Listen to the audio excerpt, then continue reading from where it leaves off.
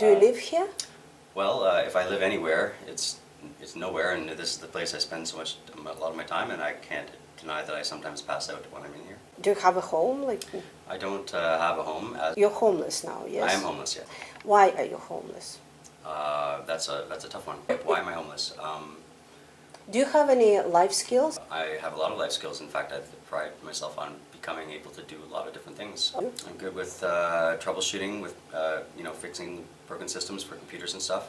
I'm good with bicycles. I like to repair them, make them work. Some basic mechanical skills and computer skills. Are you working now? I'm not working now. No. Why not? I'm trying to salvage what I have of the workshop project that just got cancelled, and take that stuff and hopefully try to get some value out of it and sell some of it over the winter. And until then, I'm just trying to get a few of the bases covered to get myself to be stable again. My ID, which I've lost, which I haven't had for a year and a half at least.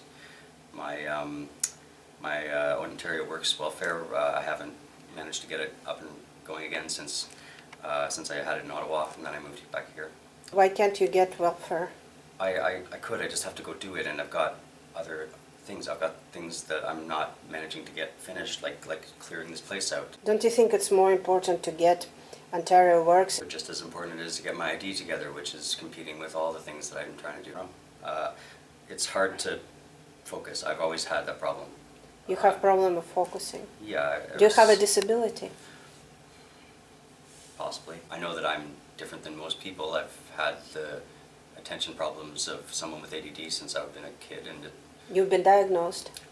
I've been diagnosed with that. I've been diagnosed with depression when I've managed to get system services from hospitals, which has been like long waiting lists. If you're not a threat to others or yourself, you pretty much just sit on a waiting list, and then you get an hour with a psychiatrist once after a few months waiting, and then whatever you tell them, they'll just prescribe you something.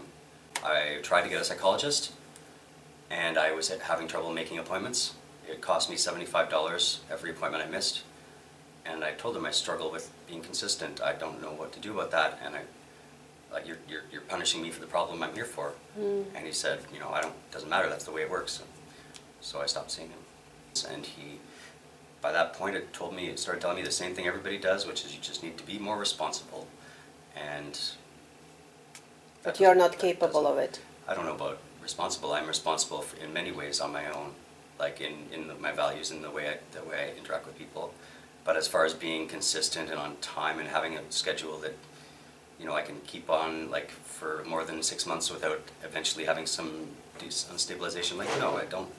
I have trouble with that. Yeah, I struggle to be a normal person in a normal life, and so I end up in strange places. So you sleep here. Where do you sleep? I just pass out, and I've got a little chair kind of set up back there. I don't need much to sleep. Sometimes I try not to pass on the floor because it's dirty, and I don't want to make myself sick. Like, what is your plan?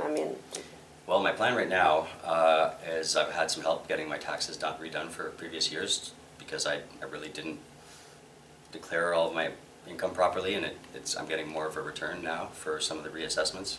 And then I want to get a place of my own and stabilize a little bit. I'd really like to be able to have a space where I can have workshop-like capabilities because I'm a tinkerer. I like to fix things up and get them working and have supplies and parts for other people too. And are you looking for it? I have trouble looking when I don't have money in my hand. Because suppose you get money from taxes, for example, or whatever, from whichever way. When I have it in my hand, I will be right there that'll be my primary thing is looking for my place. And you're going to look in the open market, or you're going to look some channels that are maybe... I'm gonna hope that I can get some, what they call it, the hidden market. Or like through a networking, through friends and stuff, because really I'd like to be with people that there's not a huge cultural gap between me and the people that I'm living with. Why don't you start with that? Because they might... Because of this. Because of this? Because I keep telling myself I'm going to get this clean, and so I can not be a burden on anybody.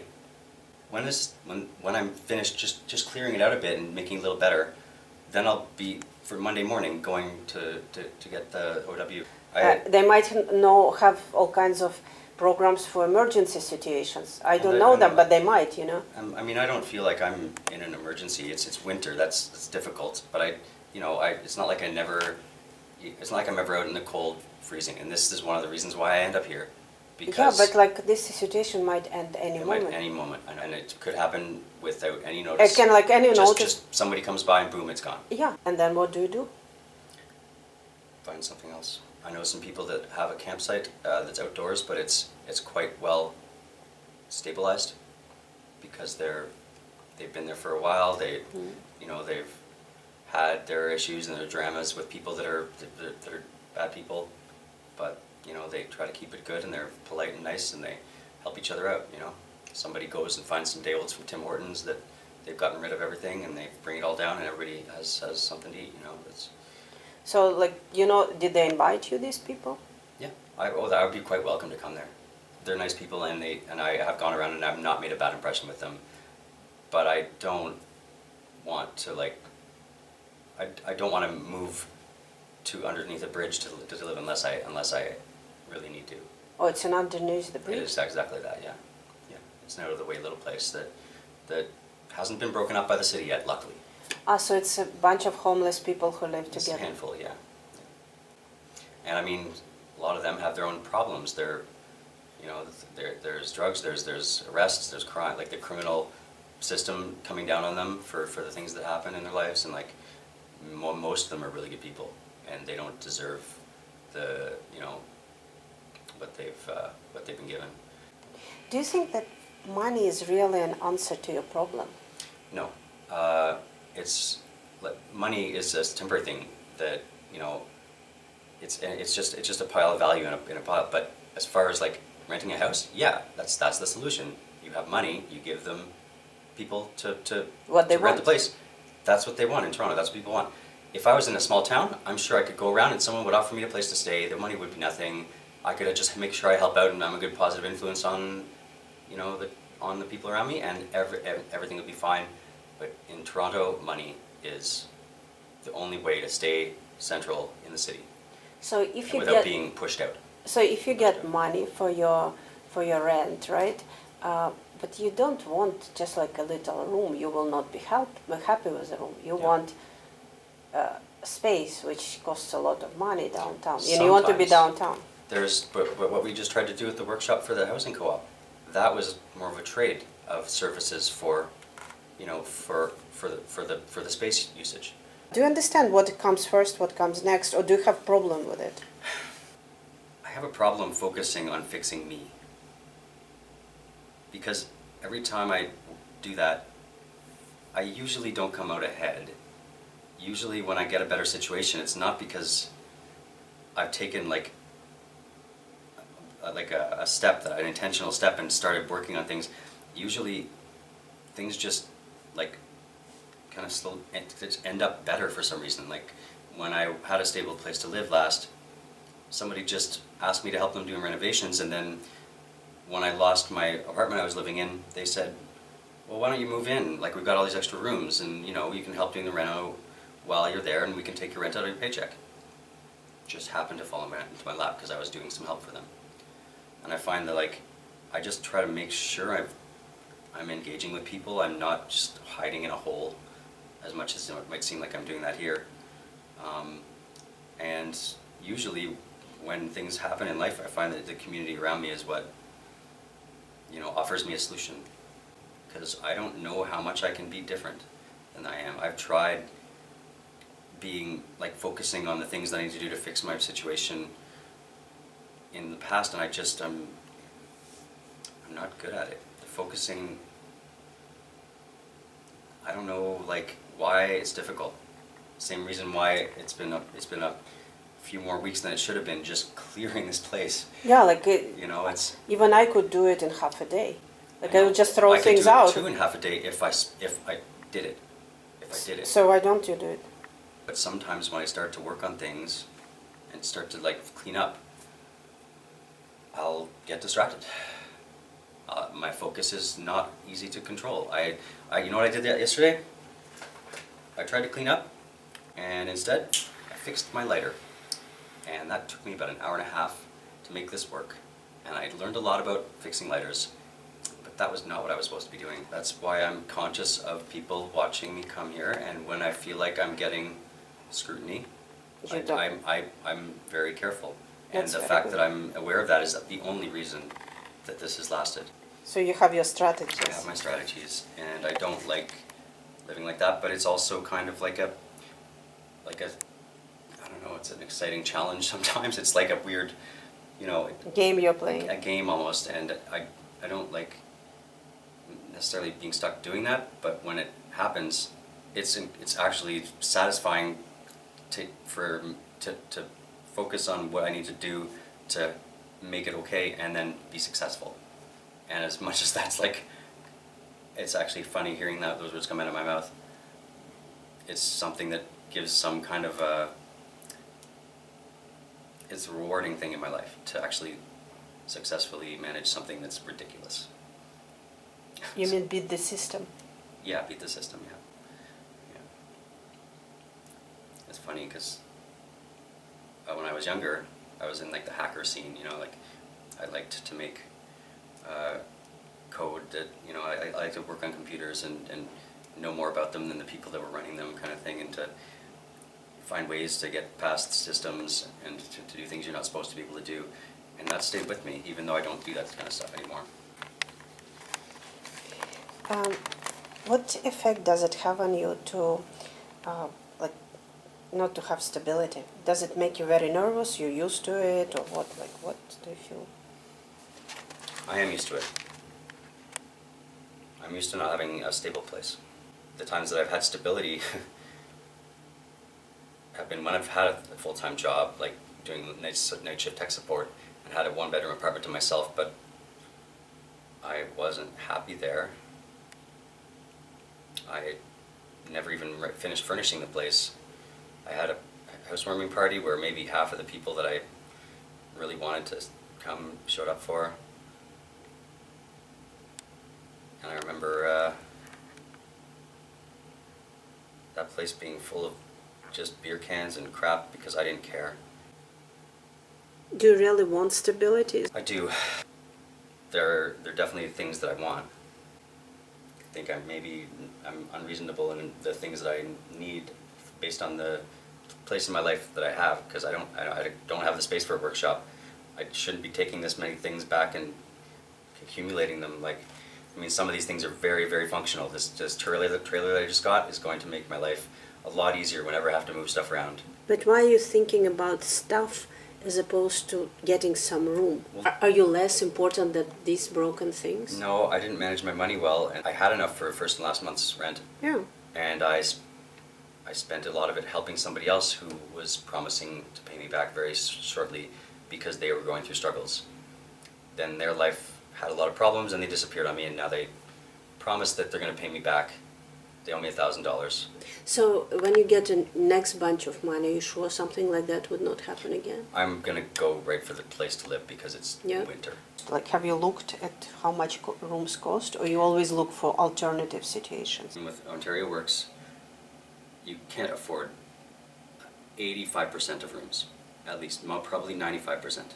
They're too expensive. Their maximum housing allowance, I think, is like 400 and something, and then you have to just be taking money out of the rest of your allowances for you to live if you're going to just be on Ontario Works. So you need a job, you need to have income, and I'm not unwilling to get a job, but I do have resources. I can start selling my things that I have that are worth something, but a lot of computer stuff that's ready to go, and I have a lot of bikes that if I do some work on them over the winter, I can sell them for a few $100s in the each, you know, when it comes to the springtime, the new season. So I just want to if I can get through till then, that's when I've got a big amount of value that I can just liquidate. It's only just got to make sure I can, you know, not lose everything somehow in the next few months, or just, you know, die in the street. But I don't think that's gonna happen. The last year I was sick and I was living on the street because I was not getting better. I was having trouble getting services from the city. I would go to the places where you're supposed to go and they would send me to another shelter and they wouldn't tell me the right information. And I would get there after dragging myself and all my stuff on my bike across the city, and they'd yell at me for not coming at the right time, and I struggled. I would sleep on a bench on City Hall, and people would like burglarize my bag while I was passed out. I had all my stuff strewn all across the pavilion, and I thought it would be a safe spot because it's right in the middle of the city, right at City Hall, and that's the only place I've ever had, someone rifle through my bags while I was so tired I couldn't wake up. I have that experience now, so I'm not letting myself get frozen cold and wet in the outside now. And So number one is a room, not fixing the light or day. it's hard to think about that. Why? It's difficult. It's stressful. It doesn't mean that I can tell myself that every moment. Why don't you tell yourself that you deserve better? Which means That's at least hard. a room. Why not? Why don't you tell yourself you deserve at least a room? Because people tell me otherwise. If I was landlord, Yeah, if I knew me, he doesn't know you. but if I knew the person I am, I wouldn't be a great bet, because I'm not stable. And sometimes I might be late on the rent. And I don't feel like, if I'm honest, that I would, like, oh, who am I as a person? Well, I have these lifestyle problems, and I'm really inconsistent sometimes, and if I told them that, they wouldn't probably take me. What about coming up with a strategy to not to be late on rent? At least having some kind of a plan. I've tried that. And Well, I mean, like, I've been better at sometimes for, months at a time, half a year of stability. Usually that's my limit. After about a half a year, the stability is hard to maintain. 9 Why? to 5s. why? Like what happens? When things start to, like, turn against me and like that, when I have difficulties, eventually I give up. You get depressed. You could call it that. I get cynical. I start to accept it, that it's not going to work out, and I stop fighting. So yeah, I mean, like, emotionally and like when it comes to like the motivation, I always say there's two kinds of motivation. There's inspiration and desperation. You either do something because you really want to do it because it's really exciting, or you do it because you have to and there's no other choice and you better do it, otherwise it's going to be bad for you. I don't like being desperate. When I get desperation, eventually I just, whatever. I don't try. I don't like to motivate myself with desperation, and so I don't. But it's hard to be inspired when things are falling apart around you. It's hard to then look at it as, oh, it's some new opportunity for something new, when you're losing things you don't want to lose. But I wouldn't mind losing this. I don't know where the flies are coming from. It's weird, right? Yeah. To have flies Well, in there's a prep kitchen above us, so. If a politician was listening to you, what would you say, like, for people like yourself? Like, what is really needed? There's a whole lot of unused spaces in the city that people could just make their own living situation, but it's not allowed. Like, what kind of people? There's anybody who isn't able to like fit in to the mold, who isn't able to be a perfect citizen. Like, I just can't necessarily be reliable in getting my like, excuse my French, my shit together all the time, and when that happens and then I end up having everything fall apart around me because of my instability, yeah, it ends up being a downward spiral, and then I've so many times in my life where it's happened where, like, well, if I don't keep up to all the good things just a good citizen's supposed to do, then I lose my place, I lose my living situation, I lose everything.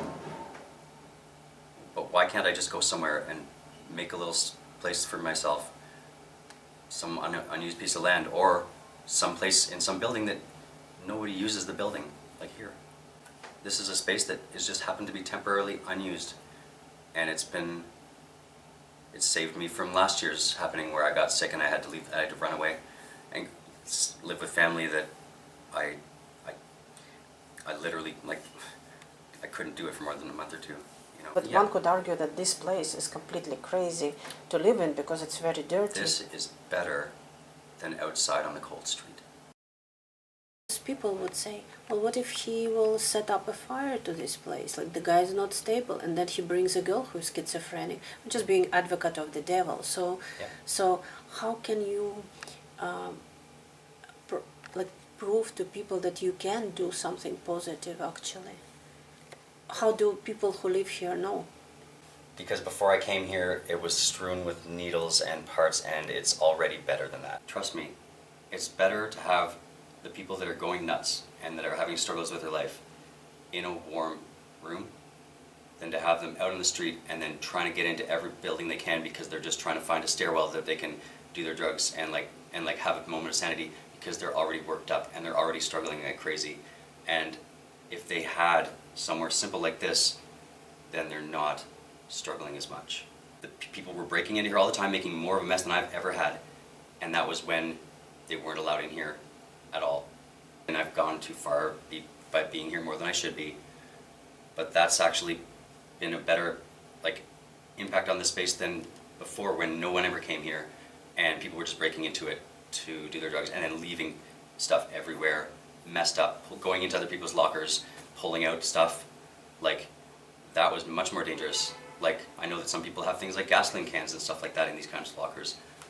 I'm gonna make sure I'm responsible with that because I don't want to destroy the thing I have. But a random person who comes in here from the street, if they broke in, for sure they don't care. They might pull their gasoline out to start a little fire on the corner so that they can be warmer. And I've seen worse. So, I mean, you can never be sure. You can only make sure if I was allowed to be here officially, I would be making friends. I could have people that could come down and say, hey, how's it going, and check in on me and mention and have a positive interaction to make sure I was being safe. But I can't do that right now. I have to hide. As far as mental health for someone like me, a lot of the time it's just trying to find systems that'll work for me, that'll help to supplement the things that I have trouble with, because I've never been very good at scheduling things, at having a budget. I'm sure there's ways I can do that, and I just need help integrating them. That's the real thing that I need help with, finding a way to do the things everybody else does without any difficulty that I struggle with, I don't know if I'm too stubborn or if I have trouble because the things they're trying to pull me in and do things that are already difficult for me, so it's just a constant, anxiety, but I mean, yeah, I have trouble focusing. I could use help with that. I definitely could be better with it, but as it is, it's been hard to get systematic help from the system. From what I hear, you haven't got any help, real help at all. No, I've done better working on my own problems than anybody has given me any help with. As far as depression and any kind of emotional issues, I'm more confident than I was when I was younger. I used to be really, really uncertain. That's something I had to work on myself, and to take time to forgive myself for being unable to do things and just to work on it anyways. That I'm better at doing than when I was younger, but it's a slow process of fixing the deficits. In Canada, you have so many organizations that are supposed to be helping homeless people. We have CAMH. You wouldn't go there? Why No. not? I've known people to be electroshocked there and to completely destroy their lives. I've known people to die there trying to escape because they've been committed. I don't trust the place like that because I've seen massive damage done from people that have gone there. And if I felt certain that they were there for helping people, sure, but I feel like they're there as somewhere to put people when they're not socially fitting in. And I feel very strongly about that actually because I've seen massive damage done to people's lives. Okay. Are there any other organizations? Or? Yes, there are. And it's what's difficult for me as a over 35-year-old male is I don't qualify for any youth programs. A lot of programs do actually stop at 35, and I mean, like, I can work. I do have abilities, but it's really hard to start concentrating on doing services for people when I'm in this situation. It's a lot easier for me to like go around the city and pick up things and try to like, you know, sell them than it is to get a stable thing going on, because, you know, I can't go out there and sell myself and say, oh sure, I'll be there for your for a house call to come fix your computer at this time, you know, the scheduled time at 9 in the morning tomorrow, when I don't even know like whether or not I can, like, you know, get my cell phone working, because I, like, you know, I have, you know, I'm like across town and my bike's broken, and like there's all these little things that make it hard, because I don't have a bunch of resources sitting to use. I don't have a credit card. I don't have a pile of money all the time. You know, right now I've just got some help getting some money, and I'm not completely broke, but that isn't usually the case. How do you use that money? McDonald's is pretty much my rent money. When I go to McDonald's in the middle of the night and I buy something, I can stay there for a few hours. That's where I can be during the nighttime. It's one of the few open places where they don't kick you out. Food at McDonald's, I consider it rent for being homeless. So I would say I spend probably about $300 or $400 a month at McDonald's, because, or somewhere like it, like A&W or Tim Hortons, but usually McDonald's, because McDonald's has a wide menu of, like, well, you know, it's all a bunch of junk food, like you said, but it's also filling healthy junk food for, it's got a lot of fats. Fats are really important, you know, and just a hot drink that's cheap. Like, the cheaper I can get food, McDonald's does have cheap options. I can go, right now, $1 coffee, which I can get a refill for. Extra large coffee for $1. They've got that on until December 8th, and I remember, when I see those deals, I remember them, and I go back to them. So you're saying to me that McDonald's is more helpful than all this social work, Yeah, OW and it's been and a CAMH better, and that's right. McDonald's has actually given me more ability to be homeless in the city than any of those services have been successful at doing. Yeah. And that's just giving me a spot to be during the nighttime that's not freezing, or not wet and cold. But how can you say that OW is not helpful if you didn't go to talk to them? Oh no, they're helpful. Yeah, I've had OW, you know, had Ontario Works, but like going there and trying to like get services from them is always a struggle. The last time I was at OW in the city in Toronto last year, I literally had to challenge one of their rulings so that they would give me one of the packages I was supposed to be able to get, which is my work preparation package, so that I could get some boots, so I could do some you know, Walking. labor. Yeah, I needed work boots, and I needed work boots that were good, that were insulated, because I can't use non-insulated work boots in the winter. Your feet would freeze. If you gotta have steel toes on, you can't do that in -20. You have to have proper work boots that are meant for the cold, and they didn't want to give it to me, and I had to challenge them. And they did turn around, and the manager came in, and they gave me the you know, the decision that they would give me the work benefit. But it took me like struggling and being told no by the person in front of me, and knowing my rights, and I had to know that. Like that's been my experience with them. I sometimes a few years ago, when I was again in a situation where I just left a stable situation, they actually wouldn't give me OW unless I applied for EI, which I didn't qualify for anymore. I'd missed the window, and they made me do it anyways, and it was too much trouble getting my hours together that I just gave up on it, because of the loops they tried to get me to run through, to jump through. The thing is, when I go in and there's one document that I don't have, then it just doesn't happen, and then I gotta wait until I got that other document, then go in again, and hope nothing else goes wrong, you know, and all that red tape, all that difficulty, when I'm already having struggles just concentrating on focusing on getting my life in order,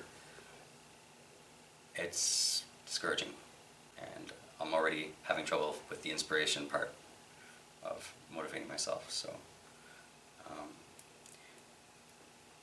but like a lot of the, So are you saying that they're useless? not useless, just like it's hard. It's hard for a regular person to get everything in order when they're dealing with government services. All the crossing all their T's, dotting all their I's, getting all the documents. But to someone who has trouble organizing themselves and focusing, it's like a mountain. And yes, there are people to help. There's the ID clinics that they're supposed to help people with their ID. Did you go there? I did go there to try to get my birth certificate, and then I tried to contact the person who gave me their card, and their email address bounced, and I made sure it was right. Their email address didn't work. I tried to go back another day, they weren't there. I actually got my birth certificate fixed by my parents when they applied for me in Ottawa this last year.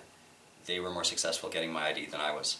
Are you telling me that basically these organizations are not really helpful? They would have been helpful, they're needed, but they're not. Is that what you're saying? They don't understand the perspective of people that are like in a situation like mine. They're providing services, but the people that are in the services, and don't get me wrong, a lot of them actually have had problems. A lot of people that have been homeless have gone to work in the systems to try to help homelessness. But I need support that's not going to tell me I need to go get my documents exactly like this, like that. Like, why? Like, do they not think I'm me? Like, do they, there's no one to say, hey, this is just the person this is that same person. Like, I've got my ID scanned in by OW. They scan my ID when I first applied for them, and they have it on file as a photocopy, and they can't just look at it and say, oh, this is Dave. That's me. Why isn't that enough? Why do I have to bring more documentation? Why the extra bureaucracy? I'm obviously me. I could talk to them about all the details if they ask me questions about my file, but it's always some form that I have to fill out, or something. That's not the kind of world that I'm good at living in. I got OW, I got services from them, but again, it was a struggle, and I didn't have a very large amount. I was homeless, so I didn't qualify for $700 a month, which is about the maximum you get without special needs. $600 or $700, and I only was able to get $300 or $400, $350 or something like that, because I don't have rent money to justify having any more. And it was enough for McDonald's, and my cell phone bill. Yeah. What would help me to be stable to start would be, yes, some access to somewhere where I didn't have to make the money to live. Because if I can't be stable, and then I don't have anywhere to live, that's just piling pain upon pain. Why can't I just have somewhere to go? The shelter system is notoriously unhelpful, and I don't mean that just because it's considered to be unhelpful by a lot of people. If I go there, I'm risking getting bed bugs. If I go there, there's all these other people that are going to be talking to me and trying to get me involved in their junk, their crimes, their things, and I'm not necessarily going to know that's what they're doing until I'm out with them and I'm trying to help them with their bike, and it turns out, oh, that's not their bike, they're stealing that bike. Can I have my wrench back, please? Oh, I'm sorry, no, don't hit me with it. I just want to be able to have a space without being forced in with a bunch of other people with problems, and to define that myself. And yeah, having a bit of money to eat and having a bit of place to be warm, to have, to not be stuck out in the cold, that would make building my life up positively possible. When I actually provide things like bike services or repairs, I don't want people to pay me. I just want it to be appreciated.